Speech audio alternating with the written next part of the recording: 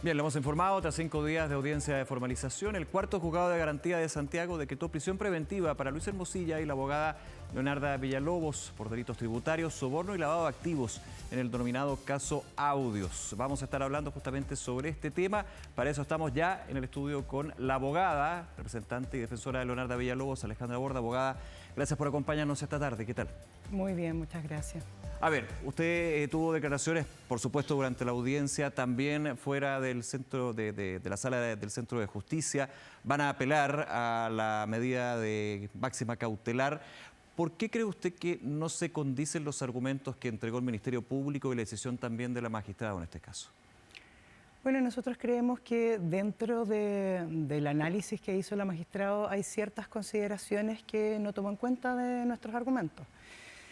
Nos llamó sí poderosamente la atención que recoge algunos elementos que para nosotros eran relevantes, como por ejemplo el hecho de esta insistente solicitud que hacíamos nosotros al Ministerio Público de respetar el principio de objetividad y de realizar las pericias que nosotros solicitábamos.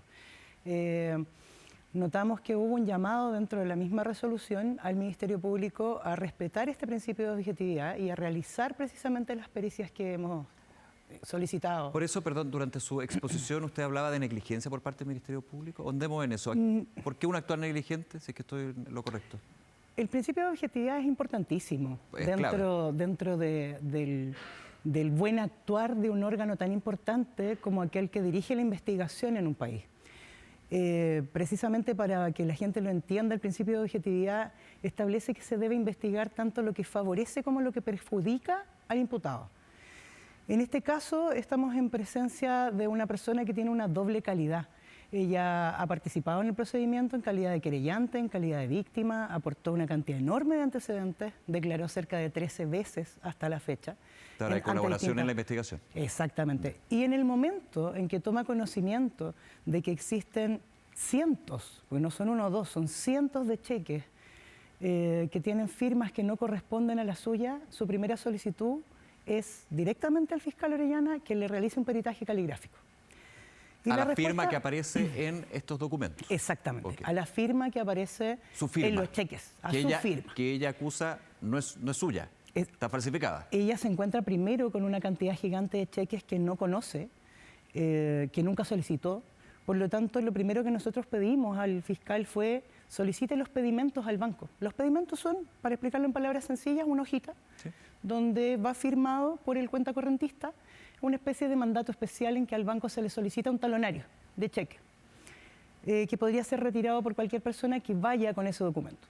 Por tanto, como ella tiene la certeza de que no solicitó esos talonarios, lo que le pedimos al fiscal es pídale al banco la copia de esos pedimentos, para que teniéndolos a la vista podamos ver si efectivamente esa firma es de ella o esa firma fue falsificada. Cuando a una persona le dicen, mire, aparecen 400 cheques girados por usted, y la persona dice, yo no fui, ¿qué queda? Averiguar quién fue y de qué manera se hizo.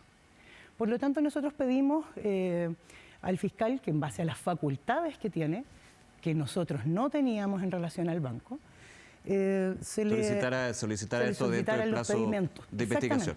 Ahora, perdón, abogada, quiero detenerme un punto, porque su representada, la abogada Leonarda Villalobos, dentro de los imputados que han estado en este caso, es la primera que declara a la Fiscalía.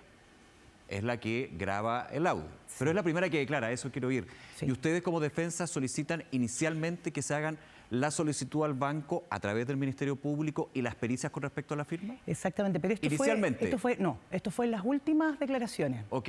¿Por qué? ¿Hace cuánto? Hace poco, menos de un mes. Ya, porque uno podría decir, y me estoy poniendo en el lado de la Fiscalía, en el último tiempo no tuvimos el espacio, digamos, para hacer esas pericias, para hacer esa solicitud. Claro. Estoy haciendo una hipótesis. Es que ahí hay algo importante de aclarar. El Ministerio Público no tiene un apuro. El Ministerio Público dirige la investigación, tiene la directriz sobre si formaliza o no formaliza, y cuándo formaliza y cuándo no formaliza. Por lo tanto, tenemos una fiscalía completa, la Fiscalía Oriente, que a través de distintos fiscales han llevado distintas aristas de una misma investigación. Y ellos durante 10 meses han decidido seguir adelante distintas vías investigativas. Y en todas han solicitado una y otra vez la reserva de la carpeta. Esto le permite al órgano investigativo dirigir con mucha mayor tranquilidad, si bien uno lo quiere, en la investigación. Porque... por los delitos imputados la reserva, uno de ellos cohecho, soborno. Exactamente. Entonces existen ciertos delitos por los cuales se puede pedir reserva por largo tiempo, precisamente el caso del lavado de dinero.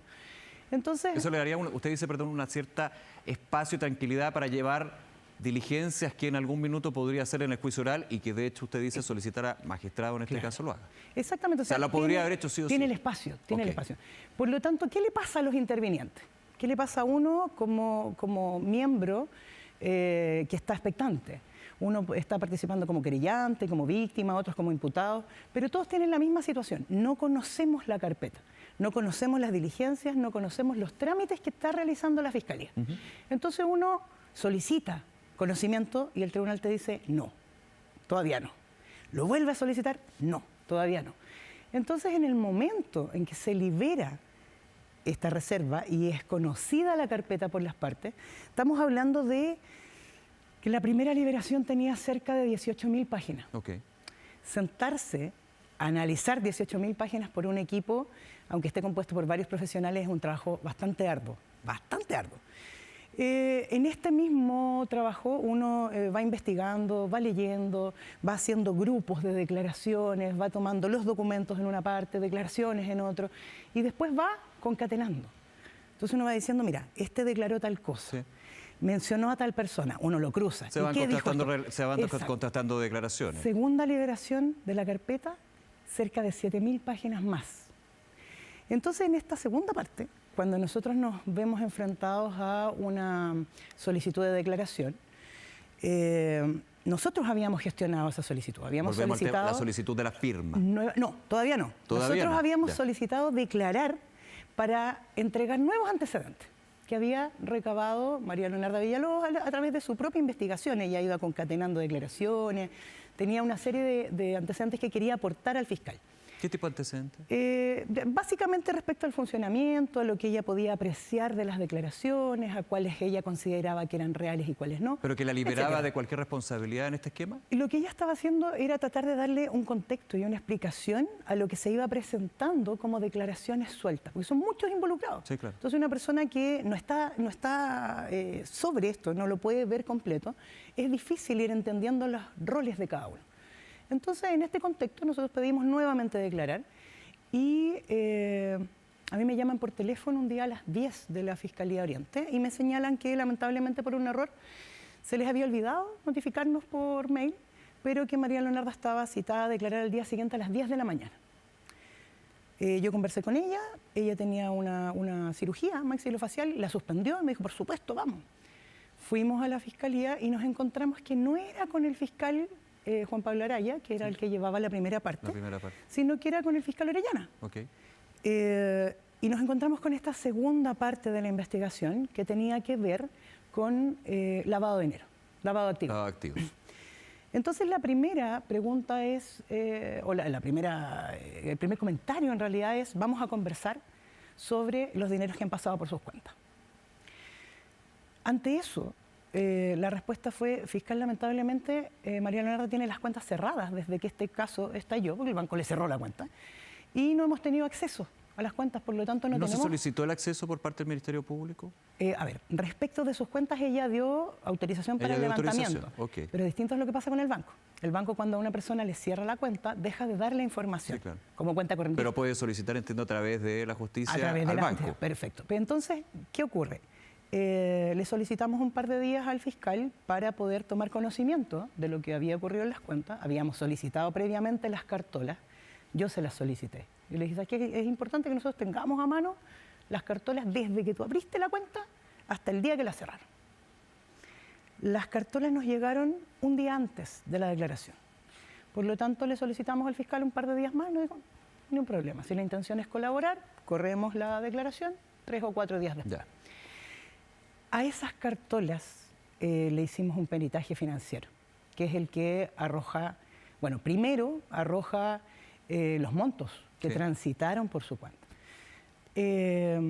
Ante esta situación, María Leonarda reacciona bastante sorprendida y en realidad no podía creer que los montos eran tan altos. El Ministerio Público lo cifraba, usted me corrige, más de 20.000 millones. Cerca de 17.000 millones cerca de 17.000 millones de pesos, los cuales no identificaba su defendida Leonarda Villalobos como propios. No, propios de ninguna manera. O que haya visto que estos iban de un lugar a otro. Exactamente. Ya. Entonces, aquí tenía que haber una autorización. No, o sea, para que a ti te depositen en tu cuenta no tiene que haber autorización, a uno le depositan. Pero se depositaban, ¿pero salían de esa cuenta? Salían de esa cuenta. Ya, para eso tiene que haber un acceso por parte del dueño de la cuenta. No, porque supuestamente, salen a través de cheques de ella misma. Ya. Entonces, ahí vamos a la firma. Exactamente. En un principio, efectivamente, como nosotros hemos reconocido, como ella explicó y ha explicado en todas las instancias en que se le ha preguntado, a ella le solicitaron cheques. Lo mismo que hacían con todos los inversionistas. ¿Quién le solicitaba los cheques? Los directivos de Factop. Principalmente en el caso de ella fue el padre de los hermanos Sauer. Alberto Sauer le dijo, oye, pero ayúdalos con los cheques, que esto es importante porque se necesitan, están con... ¿Y le entregaba cheques firmados? Cheques firmados. ¿En blanco? En blanco. O sea, la firma era de ella. La firma era de ella. Había una confianza. Exactamente. Pero nunca Estamos hablando de cerca de 5 cheques, 7 cheques, 9 cheques. Ya. Esas son las cantidades. Ya. Entonces, ¿qué hacía? Fíjate que estamos en una situación de confianza y tú me dices, necesito un cheque. ¿De cuánto? 5 millones. Perfecto, yo te lo firmo. Cheque en blanco, firmado. Un cheque en blanco. Tú lo llenas, presentas o entregas el cheque. ¿Ella no veía los montos en el cheque? No, pero sí se daba cuenta que le depositaban exactamente lo que se cobraba por caja. Sí tuvo conciencia de esos dineros que ingresaban a su cuenta. Por supuesto, porque... o sea, era consciente de los millones que ingresaban a su cuenta. En el principio sí. Ya. En el principio, cuando tenía toda la apariencia de licitud, sí. No hay diferencia. Yo te pedí un cheque para pagar, no sé, la clínica. Entiendo. 5 millones. Y en tu cuenta depositan 5 millones. Esta era una empresa de facto. Por lo tanto, claro, es entendible que trabajaba con cheque. Porque los cheques son cobrados. Efectivamente son cheques que se cobran. Y que se cobran a nombre precisamente o de facto o de sus empresas relacionadas. ¿Ella no usó esos dineros? No. El Ministerio Público sostiene que su calidad de vida se sostenía también en base a esos dineros. Bueno, es que ahí es donde tenemos una diferencia importante. ¿Qué es lo grave acá? Que no son dineros de quien le deposita, sino de los inversionistas que confían en este caso en Factop. Exactamente. Eso es lo grave. Exactamente. Es muy importante esa diferencia y en esa diferencia nosotros teníamos un punto absolutamente álgido con el Ministerio Público. Porque ¿quién se encargó de realizar la investigación para establecer a dónde fueron esos dineros? Nosotros. Por cuenta propia. En forma privada solicitamos un peritaje financiero para poder establecer que los dineros que ingresaban a la cuenta efectivamente salían. No se quedaban ahí, no se iban a sus gastos, no se iban a compra de inmuebles, no se iban a... Todo lo que se dijo no era efectivo. Bien concreta acá, que creo que es relevante para seguir. Es importante también tener esta visión, que fue expuesta, por supuesto, también en la audiencia, en las audiencias. ¿Se enriqueció Leonarda Villalobos con estos dineros? No, de ninguna manera. ¿Eso descartado? De ninguna, absolutamente descartado. Al contrario. ¿Se empobreció, así como decía el abogado de Luis Hermosilla? Claro, nosotros no ocupamos ese término, pero sí explicitamos que en el peritaje se establece que el último año le sacaron de a montos pequeños cerca de 51 millones de pesos. O sea, la estafaron. De todas maneras. Es que eso es lo que nosotros hemos planteado desde un principio.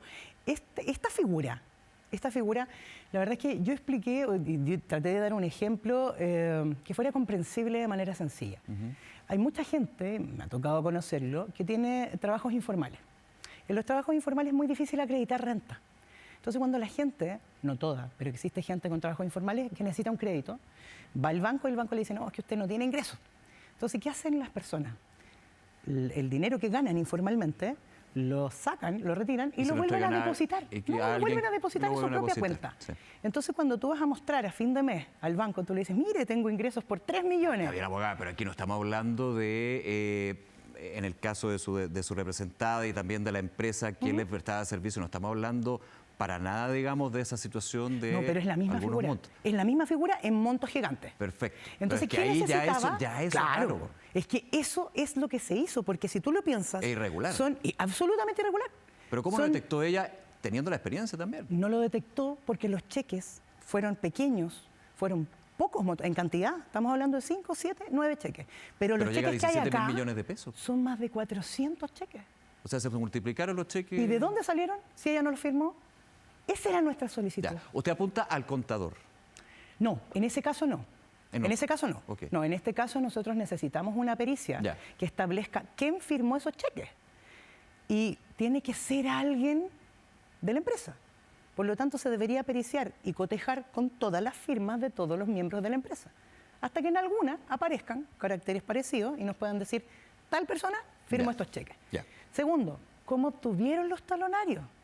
Esos pedimentos, por tanto, tienen que haber sido firmados por alguien que no fue María Leonarda. Porque hay una declaración significativa de Marcia Fuentes que señala que ella hacía el trabajo. Yo iba quién a es Marcia buscar, Fuentes, por favor. No sé específicamente cuál es el rol que tenía, pero ella realizaba estos trabajos como de... Para Factor. Para Factor, sí. Era personal de Factor, no sé cuál sería su cargo, pero ella desarrollaba...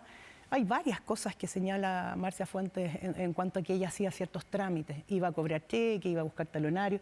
En este caso específico que a nosotros nos interesa, ella señala a mí... el señor Guerrero, si mal no recuerdo, que era el jefe de finanzas de Factor, le pasaba el pedimento, firmado en blanco por María Leonarda. Ella lo presume. Sin saber... Nunca la vio firmando. María Leonarda Villalobos. Ella dice, venía firmada por María Leonarda. Entonces yo lo llevaba al banco y retiraba un talonario de 100 cheques. ¿Esto por cuánto tiempo sucedió? Ella dice que retiró más de 20 talonarios.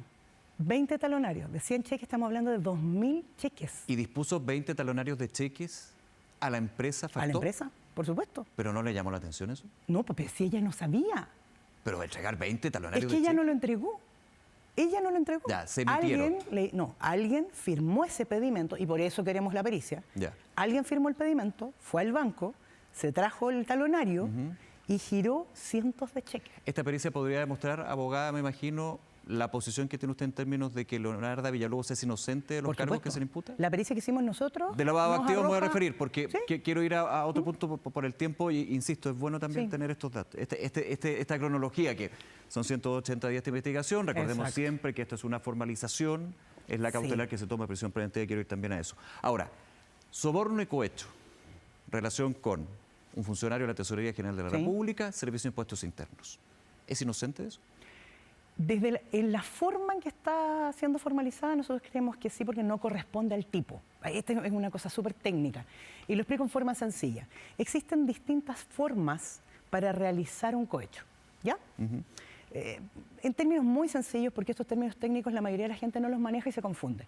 En términos sencillos, yo podría decir, mira, tú tienes que hacer ABC. Si tú realizas ABC y yo te pago por eso, es un cohecho igual, aunque tú estés haciendo lo que tenías que hacer. Usted mencionó un concepto que es importante, para acelerar procesos. Ya, pero puede que lo haga... Y muchos dijeron, eso es saltarse la fila. Eso es saltarse la fila. Pero eso es... Y está mal, y es reprobable, por supuesto. Pero ilegal. Pero, por supuesto. Y que responda por lo que tiene que responder. O sea, no es inocente de eso. Es que esa no es la figura que está señalando el Ministerio Público.